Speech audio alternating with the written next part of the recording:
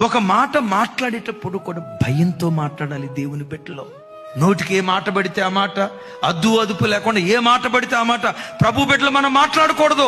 ఎందుకో తెలుసా? రేపు తీర్పు దినాన నోటి మాటను బట్టి దేవుడు తీర్పు తీరుస్తాడట.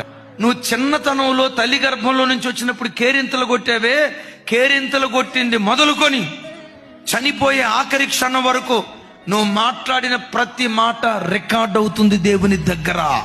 ఈ కాలంలో మనం మాట్లాడిన మాటలు ఫోన్లో రికార్డ్ అవుతున్నాయా లేదా? నేనంట మనిషి తయారు చేసిన ఫోన్కే ఇంత టెక్నాలజీ ఉంటే మనిషికి ఆ జ్ఞానం ఇచ్చిన దేవుని దగ్గర ఇంకెంత టెక్నాలజీ ఉంటది?